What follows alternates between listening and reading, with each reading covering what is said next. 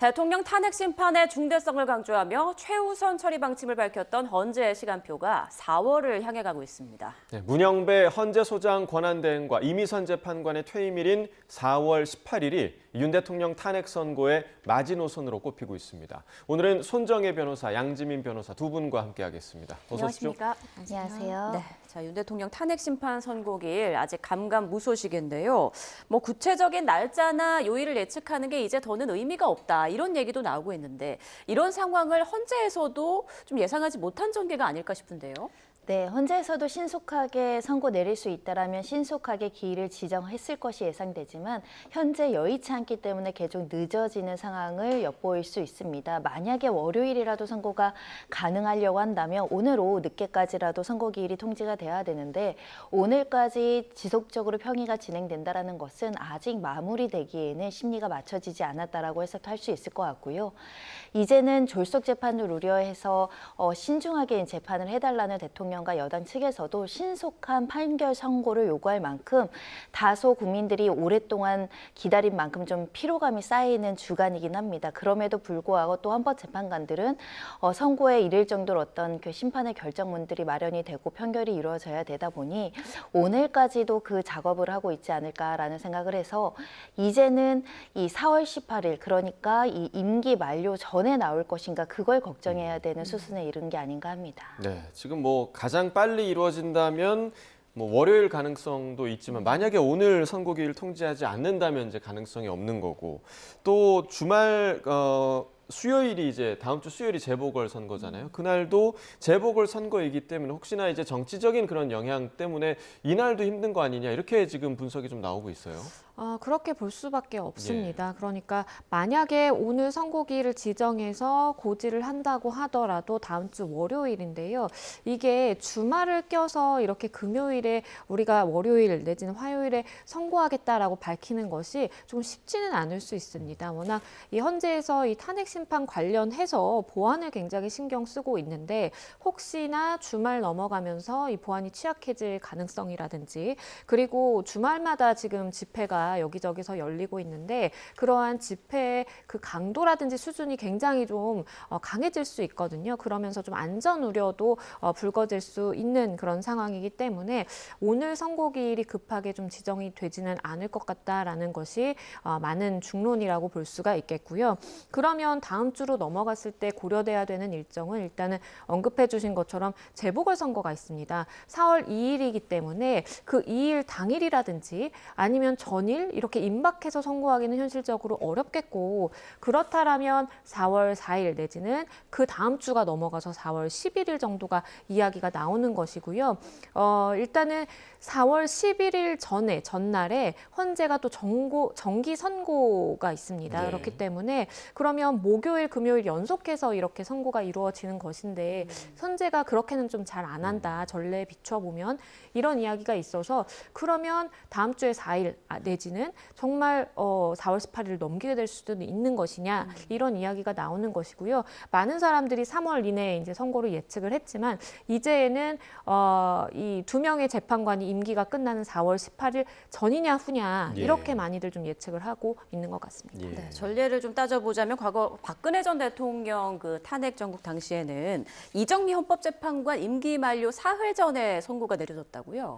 그렇습니다. 그 당시에도 임기 만료 전에 나오지 않을까라는 기대를 했었는데 임기 만료 직전 수일 전에 있었고 다만 박근혜 전 대통령 사건과 이 사건을 그대로 비교하기는 어려운 것이 박근혜 전 대통령 사건에서는 대부분 이제 소수 의견이 없는 만장일치 의견으로 이제 인용 판결이 나왔었기 때문에 다소 지금의 상황과 다를 뿐만 아니라 박근혜 전 대통령 사건에서는 중요한 쟁점으로 여러 가지가 제시되어 있긴 하지만 이렇게 사회적으로 논란이 될 만큼 절차적인 쟁점이라든가 실체적인 사유에 대한 아주 첨예한 대립이 없었던 상황이었기 때문에 다소 임기를 앞두고도 할 여지가 있었지만 현재로서는 임기 직전에 하려다가 혹시 임기를 놓쳐서 기간 만료일에 선고할 가능성과 리스크를 고민해야 되기 때문에 다소 보수적이고 안정적인 선고기를 정하지 않을까라는 생각을 해보고요.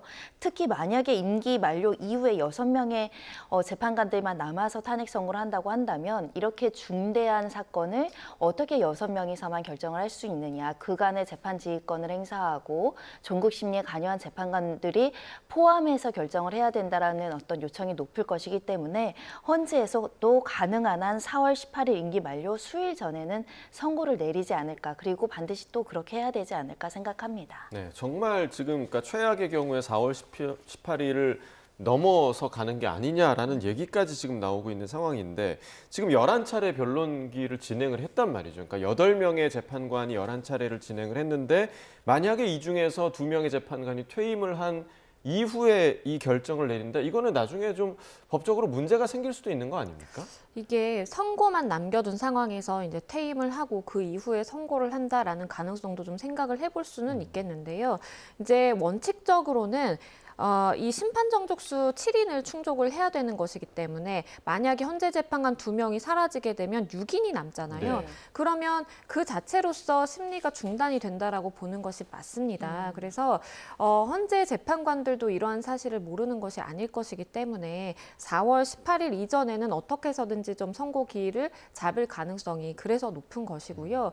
만약에 최악의 상황을 가정을 해서 헌재 재판관 2명이 이 선고 기일을 지정하지 않고 그냥 임기를 마친다라고 한다면 그것이 그 당사자들에게, 재판관 당사자들에게 뭔가 의무의 혜택이라든지 아니면 뭐 법적으로 위반 사항이 있다라든지 그런 것은 아닙니다. 그냥 그 자체로 상황이 완전히 급변하게 되는 것이죠. 이렇게 2명의 재판관들이 떠나게 된다면 헌재 입장에서는 선고도 하기 굉장히 어려워지는 상황, 그리고 그렇다면 마은혁 재판관 후보자의 임명이 굉장히 또다시 중요해지는 그런 상황이 발생할 수가 있기 때문에 그러한 법적인 혼란은 좀 피하고자 노력하지 않을까 싶습니다. 네. 자, 손정혜 변호사님은 좀 어떻게 보세요? 6인 체제로 선고가 내려질 가능성, 그리고 그 이후 절차는 좀 어떻게 되는 건가요? 굉장히 어렵다고 보입니다. 네. 변호사님 말씀하신 것처럼 헌법재판소의 심판 정족수가 7인 이상으로 이제 규정이 되어 있고, 우리나라 헌법재판소가 할 수 있는 가장 중대한 사건이 대통령에 대한 탄핵 심판으로 보이는데, 그것을 명문의 규정에 반해서 6명으로 선고하기는 참 어려운 지점이 있고요. 이렇게 이제 사건이 진행됐던 일례는 있습니다. 이진숙 방통위원장 사건에서 이진숙 방통위원장이 이 헌법재판소 심판 정족수에 대해서 효력정지 가처분을 스스로 제기하면서 6명이라고 하더라도 내 사건은 빨리 해주시길 바랍니다. 이 효력에 대해서 정지해달라는 신청을 했고, 헌재에서 이것을 전원일치로 인용을 해줬습니다. 그 근거는 헌법상 신속한 재판을 받을 권리가 국민 누구에게나 있는데, 헌법재판관이 지금 구성원이 충족이 되지 않아서 6명밖에 못 있다고 결론을 못 내려주는 것은 신속한 재판에 반한다. 이런 취지로, 그러니까 당사자가 직접적으로 신속한 재판을 원하는 구체적인 어떤 효력간지 가처분을 해서 결정을 받은 것이거든요. 그렇다고 한다면 이 조항의 어떤 효력은 현재로서는 대통령에 대해서는 유지가 된다라고 한다면, 대통령 측에서 효력정지 가처분을 또 헌재에 내서 내 사건 신속하게 해달라, 이런 또 여러 가지 복잡한 절차를 거칠 뿐만 아니라 6명에 대한 정당성 논란이 야기되면 또 새로운 헌법재판관을 임명을 해야 된다, 이런 논란이 제기되면 대통령이 없는 그 권한대행이 업무로서 대통령을 또 선임할 수 있는가, 새로운 재판관이 들어왔을 때 변론갱신의 절차를 어떻게 해야 될 건가, 굉장히 복잡한 문제를 야기할 뿐만 아니라 시간도 수개월 이상 걸릴 가능성이 높습니다. 그런 측면에서 6명에서 결론이 내리기보다는 가능한 한 8인 체제에서라도 내야 되지 않을까 생각합니다. 그러니까 사실상 지금까지 논란이 됐던 부분이 다시 또 재현될 수 있다는 그런 좋지 않은 좀 전망도 좀 나오고 있는 그런 상황인데, 자, 그렇다면 왜 이렇게 선고가 늦어지는 걸까? 뭐 이제 크게 이제 두 개 정도의 축이 있긴 했습니다. 그러니까 재판관들 사이에 정말 이견이 있기 때문에 지금 이러는 거다. 아니면 어느 정도 의견 일치는 봤는데 결정문을 조금 더 세밀하게 다듬기 위해서 시간이 걸리는 거다. 그런데 이제 사실 이 후자의 주장은 지금은 좀 의미가 좀 없어진 것 같습니다. 왜냐하면 시간이 너무 흘렀거든요. 맞습니다. 그러니까 처음에는 헌재가 이제 신속하게 우리가 재판을 주재하겠다라고 해서 뭐 졸속 심리다라면서 굉장히 그 절차 자체가 졸속으로 이루어진다라고 일각의 비판의 목소리도 있었는데, 이제는 이 숙고의 시간이 너무 길어지다 보니까 도대체 왜 왜 이렇게 시간이 길어지느냐를 두고 여러 가지의 이야기들이 이제 추측이겠죠. 나올 수밖에 없는 상황으로 보입니다. 말씀해 주신 것처럼 일단은 가장 첫 번째 나오는 이야기는 내부에서 가장 치열하게 법리 싸움을 하고 있을 것이다. 즉 헌재 재판관들 이 8명이 전원일치의 목소리로 모아지지 않는 그런 상황을 반영을 한다면 여러 갈래로 의견이 나눠지고 있고 그런 것들에 대해서 서로 이 의견을 좁혀가는 그러한 절차일 수도 있겠지만 법리 다툼이 길어지면서 그 상황 자체가 길어지는 것이다라는 또 이야기도 있는 상황이고요. 일각에서는 이걸 만장일치 그러니까 8대 0으로 선고를 해야만 사회적으로 파장이 줄어들 수 있기 때문에 일부 뭐 7대 1이라든지 6대 뭐 2 이런 상황에서는 소수의 재판관들을 설득하려고 그런 것 아니냐라는 이야기도 나오고는 있는데요. 하지만 헌재 재판관들이 어떻게 만장일치의 목소리를 내기 위해서 내 의견을 전향적으로 바꾼다라고 가정하기에는 조금 무리가 있어 보이고요. 그렇기 때문에 일각에서는 또 일부 재판관들이 마음을 정하지 못하고 있어서 그러한 시간을 좀 주고 있는 것이다라는 정말 다양한 이야기가 나오고 있습니다. 네. 말씀하신 것처럼 길어지는 헌재의 침묵에 여러 가능성이 거론되고 있는데요. 정치권에서 나오는 목소리 듣고 오시죠. 예전에 박근혜 정부 때도 그때도 네. 8대 0이지 않았습니까? 예. 그때도 보수가 5명의 헌법재판관이 있었습니다. 예. 진보가 2명 있었고요. 예. 근데 그 속에서도 8대 0의 선고가 나와서 인용이 됐기 때문에 예. 이번에도 헌법 위반 사항만 보는 것이 아니겠습니까? 네. 이게 형사법이 아니기 때문에. 예. 근데 누가 하더라도 재판하더라도 저는 똑같은 결과가 나올 수밖에 없다. 근데 지금 8인의 재판관인데 5대 3이라면 뭐 지금 이 상태에서 그대로 선고를 해버리면 예, 기각 아니겠습니까? 예, 그죠? 그렇죠. 아무리 인용이 다섯이라도. 근데 이 망언적 변수가 있는 겁니다. 해가지고 또 임명을 해서 변론갱신 한번 하고 들어와가지고 6대 3으로 만들었다. 라고 한다면 또 반대 진영은 또 뭐라고 그러겠냐. 헌법재판소도 꼼짝달싹을 못하는 거죠. 도착 상태에 지금 빠진 건가. 그렇다면 다음 주도 안 될 겁니다. 네, 최근 거론되는 가능성 중 하나가 바로 조금 전 들으신 것처럼 재판관들의 견해가 5대 3으로 엇갈린 상황일 수 있다 이런 추정입니다. 자, 이런 경우 이제 헌재가 뭐 선고를 내릴 수는 있지만 정당성 문제가 제기될 수 있다는 주장이 또 나오고 있는 건데요. 아무래도 우리 국론이 분열되고 사회 전체가 이 사건을 둘러싸서 찬반이 팽팽하게 지금 서로 대립되는 상황이기 때문에 압도적인 의견으로 결론이 나지 않고 다소 좀 애매하거나 추상적인 어떤 부분으로 이제 의견이 엇갈리다 보면 헌재에서 사회 질서, 헌법 질서가 어떻다라는 기준과 정리를 명확하게 하지 못하는 상황이 발생을 하고 그러면 또 이 결정을 둘러싸서 또 다시 찬반 양론과 관련해서 결국은 사법부 헌법재판소의 결정을 신뢰하지 못하고 개인의 주장으로 또 흐트러지는 상황이 발생할 수 있기 때문에 가능한 대세 의견을 만들려고 헌법재판소에서도 굉장히 노력하지 않을까라는 생각을 하지만 그게 여의치 않을 수 있다라는 어떤 예측도 나오고 있는 상황이고 대부분은 그 한덕수 총리 사건의 5대 2대 1로 보고 이 재판관들이 각각의 어떤 정치적인 철학이나 성향을 비추어 봐서 짐작하는 것이지 지금 5대 3이든 4대 4든 6대 2도 사실은 추정과 설설에 불과하다고 보입니다. 네. 누군가는 재판관들이 힌트를 줬다면 그건 역시 공무상 비밀 누설이니까 그런 가능성은 전혀 없을 것이라고 예상이 돼서 지금 모두 다 각자 너무 늦어지다 보니 어떤 상상의 기초에서 추정의 기초에서 이렇게 뭐 5대 2대 1이다, 5.2대 뭐 여러 가지 이야기가 나오는 것 같습니다. 네. 0.5까지 지금 나오고 있는 상황인데요. 그러니까 지금 뭐 각종 추측이 난무하는 상황에서 또 한 가지의 추측은 일부 재판관이 본인의 의사를 아직도 결정하지 못했다. 그러면 이 재판관의 의견을 결정할 때까지 평의를 계속해야 하는 겁니까? 평일을 어떻게 이어갈지, 뭐 횟수를 어떻게 해서 시간을 어떻게 할지는 일단은 이제 평일에 대한 권한을 가지고 결정할 수 있는 권한을 가진 대행 내지는 이제 주심 재판관의 이제 업무다라고 이제 볼 수 있겠습니다. 그래서 일부 재판관들의 마음이 정해지지 못해서 그러한 좀 시간이 걸리는 것이다라는 이야기도 뭐 현실 가능성이 있는 이야기 중에 하나라고 보이기는 합니다. 근데 지금 전해지는 바에 따르면 그 평일의 횟수 자체가 이전에는 매일 그리고 뭐 하루 종일 정말 계속해서 이렇게 거듭하다가 최근에 들어서는 평일의 횟수 자체는 줄어들었다라는 예. 이야기도 전해지는 상황이기 때문에 그 평일을 안 한다라고 해서 물론 이제 본인이 이 탄핵 심판에 대한 고민이라든지 숙고를 안 한다라는 것이 아니라 재판관 개인들의 시간도 갖는다라는 것이에요. 그러니까 모여서 토론을 하고 쟁점을 공유하고 서로 하기는 하지만 본인이 이제 연구관들이 그 제출을 한 작성을 한 그러한 서류들도 검토를 하고 관련해서 조사도 하고 이런 이제 시간들이 소요가 되고 있다라고 지금 전해지는 상황이기 때문에 아직 판결은 거치지 않아서 각자 어떤 생각을 하는지는 서로 모르거든요.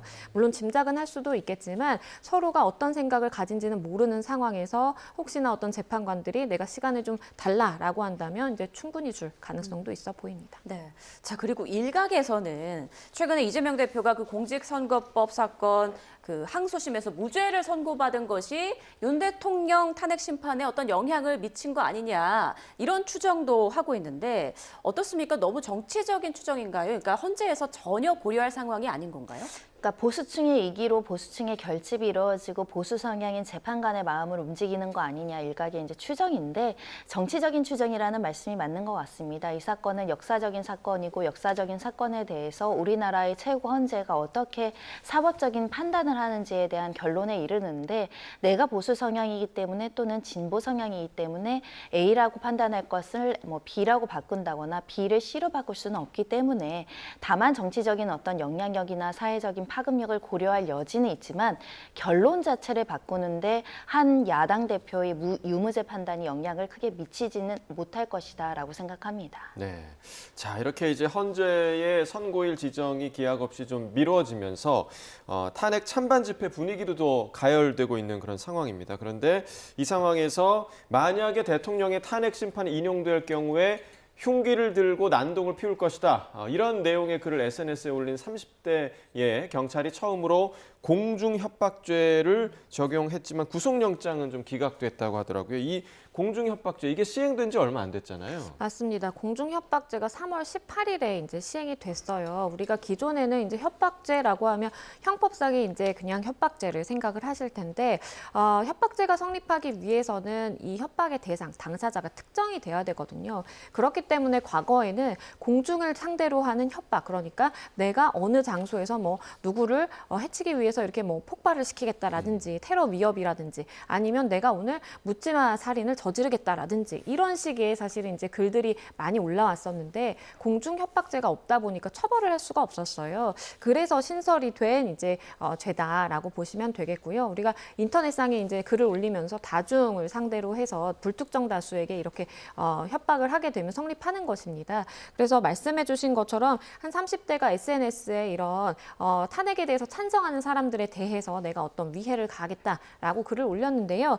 이 부분에 대해서 경찰이 처음으로 공중협박죄를 적용을 해서 구속영장을 이제 검찰이 청구를 했는데 만약에 발부됐다면 첫 사례거든요. 공중협박죄 적용된. 그런데 법원은 일단은 구속의 상당성에 대한 소명이 부족했다라고 해서 기각을 한 상황이고요. 경찰은 더 보완을 해서 재신청 여부를 결정하겠다라고 밝혔습니다. 네, 지금 집회 현장을 지키고 있는 경찰 기동대의 피로감도 급격하게 높아지고 있는 것으로 전해지고 있는데 지난 1월 기준으로 서울 지역 기동대 초과 근무 시간이 크게 늘었다고 하더라고요. 그렇습니다. 2024년 11월 기준이 80시간인데 25년 1월 기준이 113시간을 넘었다는 것은 초과 근무도 굉장히 늘었을 뿐만 아니라 기간이 장기화되면서 피로도 누적되고 스트레스도 굉장히 심화됐을 가능성이 있고요.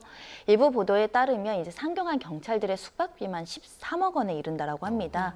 하루에 4-5시간 자고 출퇴근 퇴근하면서 이렇게 경비 업무에 대한 교대를 하고 있다라는 건데 그만큼 경찰은 긴장을 늦추선 안 되지만 매 순간 긴장함으로 인해서 지금 긴장된 상태가 장기화되고 이러다 보니 혹여라도 진짜 중요한 순간에 이런 피로 누적이 여러 가지 어떤 부실 문제로 이어질까 좀 염려되는 측면이 있는데요.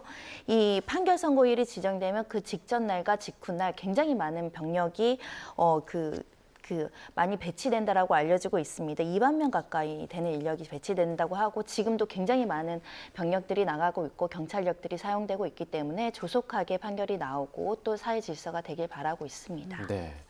자, 이제 이어서 이재명 대표의 공직선거법 항소심 무죄 판결과 관련된 이야기를 좀 나눠보도록 하겠습니다. 결국 이제 검찰이 대법원에 상고장을 제출을 했고 이 상고장 제출은 재판이 끝나고 일주일 동안 가능하다고 들었는데 하루 만에 바로 제출을 한 거는 뭔가 검찰이 좀 의지를 보인 거다 이렇게 좀 해석을 해도 될까요? 검찰이 보기에는 사실 이제 이번 판단이 나온 이후에 즉각적으로 이제 인정할 수 없다, 이제 법리 오해의 부분이 있다라고 입장을 표명한 만큼 그만큼 대법원에 가서 다투고자 하는 그러한 의지를 좀 드러냈다라고도 보입니다. 그래서 말씀해주신 것처럼 원래는 이제 일주일이라는 시간을 가지고 있을 수 있었는데 워낙 간명한 그러한 상고의 케이스다 보니까 바로 이제 상고를 한 것으로 보이고요. 일단은 서울중앙지검의 입장은 항소심 판결의 위법성이 중대하다. 그리고 도저히 수긍하기 어려워서 신속하게 상고를 했다라고 밝히고 있는 상황이고요. 보다 구체적으로는 일반 선거인들이 생각하는 생각과 굉장히 괴리가 있는 판단이었고 경험치상과 경험칙과 부합하지 않는 부분이 있기 때문에 상고할 수밖에 없었다라고 그 상고의 이유를 밝혔습니다. 네. 자, 이 대표의 선거법 사건 재판 이제 대법원의 최종 판단만 남겨놓고 있는 그런 상황인데 검찰이 이제 상고장을 제출했으니까 그 이후에는 어떤 절차를 거치게 되나요? 네, 상고장을 제출하면 14일 이내에 기록과 관련해서 관련된 절차대로 증거물을 송부하는 기간이 14일이 주어집니다. 14일 이내에 이제 대법원으로 기록을 보내면 소송 기록 접수가 됐다라는 통지를 양쪽에 이제 송달하게 되는 과정이고요. 검찰에서는 20일 이내에 구체적인 내용을 담아서 상고이서를 제출해야 되고 이 상고이유서에 대해서 피고인 측에서 이제 답변서를 제출하는 과정들을 거칩니다. 이 과정에서 답변서 제출 만료 기한에 이 주심 대법관을 지정하게 되어 있는데요. 이때 이 주심 대법관이 누구로 지정되는지 특히 소부에서 판단을 할지 아니면 전원합의체로 이제 송부를 할지가 굉장히 중요하고 아무래도 소부에서 판단하는 것보다 대법원 전원합의체에서 판단하는 것이 다소 시간적으로 길게 진행될 가능성이 매우 높기 때문에 그때 전원합의체 결정이 나오는지 한번 지켜볼 필요가 있고요. 원칙적으로는 우리 법원조직법에 따라서는 중대한 공공사항의 이익이라든가 국민적 관심사가 굉장히 지대하던가 우리나라의 근본적인 가치에 대한 판단을 하는 경우에는 전원합의체로 많이 하거든요.